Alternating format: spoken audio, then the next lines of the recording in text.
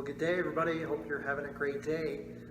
Maybe you're like me and you're singing the little ditty, I'm dreaming of a yellow Christmas.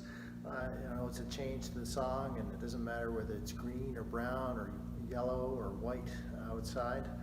We're looking forward to celebrating together. And we're back into the yellow phase here in our neighborhood, at least. And that means we have a few more liberties. And it means that we can seat a few more people here in this room, of course, at the appropriate distance here in the sanctuary, and while wearing our masks. But we can be thankful that we have these new opportunities to be together. It also means that we all should be diligent to do our part to help keep things in the yellow, and we can keep praying to our Lord, asking Him that He will bring this pandemic to an end, because we know that it will in due time. Well, we had a good worship service here yesterday, and it was good to be together by Zoom following the service. I'm planning to have another get-together this week, about 15 minutes or so after the conclusion of the worship service. So if you want to join in on that, check your email later in the week, and the details will be there on how you can join in on that Zoom call. If you're having troubles joining up with us, just get in touch with me, and I'll be glad to work on some details of getting us connected.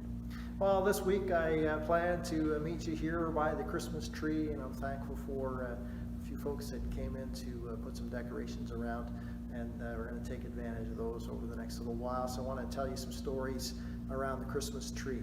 And today I want to talk to you about Thomas Coke. Thomas was a well-educated man from Wales. In fact, he studied long and hard at Oxford and took a position in an Anglican church when he left college. But he decided that the Lord was calling him away from his pastorate to become the chief assistant to John Wesley. As the Methodist churches started to grow, Wesley knew that there were more people needed to lead, and Thomas Coke rose to that call from the Lord to lead. So his first assignment was to head to Nova Scotia. He and a small handful of missionaries were to head from their native England across the Atlantic and begin planting churches in Nova Scotia. Well, he headed on his way out, he and his fellow missionaries, out of the harbor on September the 24th. And they were headed for the New World. Well, it was a tough trip, to say the least. In fact, the trip that normally would take a month was hampered so much by the weather, by the mast-breaking winds that came, and by the high seas and the rough waters. It took so long for them. It took 2 extra months to do the trip. During the trip, the captain thought that maybe he had some of Jonah's companions with him, and at once joked about throwing them all over so that things would be calm. The captain did have to lighten the load along the way, and many of Thomas's precious books and documents had to be thrown to a watery grave mid-Atlantic. Well, as they sailed along and as they came to the other side on their rough trip, they were not in Nova Scotia. No, they found themselves on the Caribbean island of Antigua. It was Christmas Day, and they limped into harbor. The captain threw down the anchor, and Coke and some of his Methodist missionary friends with him decided that they would row ashore.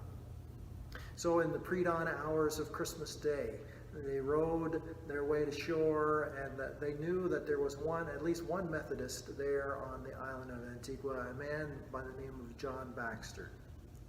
So as they walked through this town of St. John, there in Antigua, they were asking, and the first person that they encountered was a man carrying a lantern. And they asked, "Do you know John Baxter?"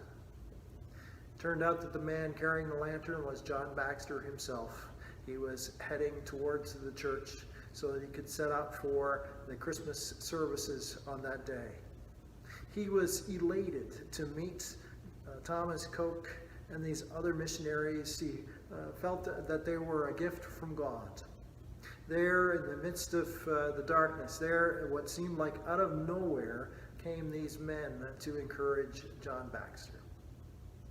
Well, the missionaries from out of nowhere settled in, and they started to do the Lord's work there on Antigua.